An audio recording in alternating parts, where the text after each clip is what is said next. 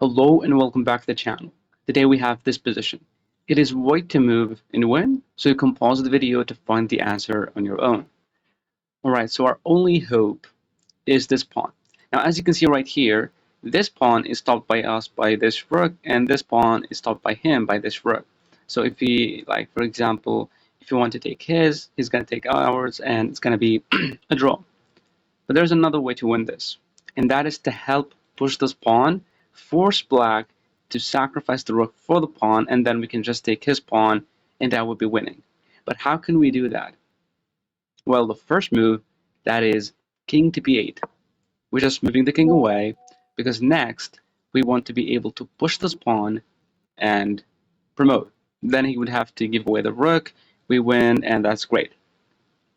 But after this move, king to b8, black will play check, rook to b2. So now there's only one move that wins here. We cannot go back, because actually going back is going to be bad for us.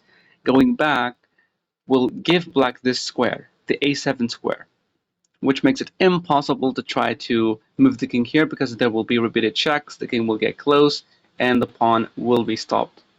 That's why it's better to go here to the corner. Now, as you can see, the king cannot get closer to the pawn, and we will promote on the next move. So what black must do here? Black has to go back to c2 to stop the pawn. Now we don't go back because we're just going to be repeating moves. Why would we repeat moves? We play rook to h6 check. Now as you can see right here, the only reason we went here to a8 is to try to control these two squares, right? With this rook, now we are forcing black to move to the 5th rank. So after this check, here black can either go a5 or b5. b5 is bad because of the move king to b7, and there is no check on b2 to force us away from the defense of the pawn. So on the next move, we're going to promote, and he's going to be losing the game. That's why king to b5 is not good. King to a5 is the move. Okay, now we need to help, support this pawn. We're not going to go back because then he's just going to repeat moves. What do? We play king to b7. Now we're going to push the pawn and we're going to promote. The only way for black to stop it is to play a check. We don't go back. Okay, we never go back. Now we play king to a7. We just moved away. The reason we played this, we're trying to control the squares in front of this king. And with a check with the rook, as you can see, these squares will be taken away from him, and we're forcing him to go back to the 4th rank. And the idea here is so brilliant. The idea is to force black to move his king super close to the rook. Now you're going to see why. Maybe you know why. Okay, so after this king to a7, we're going to promote. He has to go back to defend against it. Now we play a check. He cannot go here. We can always go there and promote. He needs to keep this b file open for his rook in order to give some checks. So king to a4. So now what do? Now we play a very, very cool move, and that is king to b6.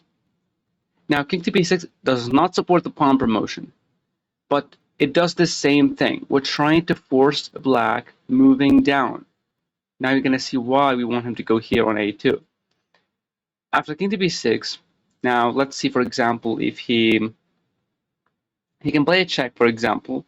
By giving a check, he's helping us play king to a6, and whenever he goes back to attack the pawn, we play rook to h4 check. He cannot go here, we can go there, so he has to go back to a3. And now, playing another check, he can just actually go back, so it's not really it. So in this position, we can play even king to b6 if you want to. We're just trying, okay, so after king to b6 in this position, we're forcing black to make a move. If black moved anywhere else, we can just take this pawn. All right, if he gave us a check, I don't think it does much for him, because now we can go here, king to a5. He has to stop this pawn. King to c2. And only here that we play a very beautiful move, that's rook to h3 check. And that is very good, because now we're forcing black to go to the 2nd rank. The reason we want black to go here, because the king and the rook are on the same rank. So now we can play a very beautiful move to win and promote the pawn. But to promote the pawn, we have to deflect the rook. So this we have to play rook takes h2. He has to take back, and then we promote, and this is winning. Okay. So let's go back a little bit when I told you he's gonna. Okay. So after king moves here, we play king to b6, as I told you, or no. Yeah, king to b6. If he played a check, we just go here. And let's say, for example, he did not play this check. And let's go there. What can he play? Can he move the king? Can he just move the king here, for example? Moving the king here is bad because we can go back, we can push. And king to a3, then we have rook to h4. What we're doing right now, we are restricting the king's movement, and we're trying to force him to go back more and more. And the second he puts his king here or here, we just sack the rook, we force him to take, and then we promote. And if he goes here, standing in the line or in the file of the rook, then we can just go back, we push the pawn, and we're completely winning this. Now, is there another thing that I missed showing you guys in this position? So this is the idea. This is the entirety of the idea. Forcing the king all the way back to the second rank so that we can sacrifice the rook, deflect the rook away from attacking this pawn, and then we promote. But I'm pretty sure there's nothing that I missed here.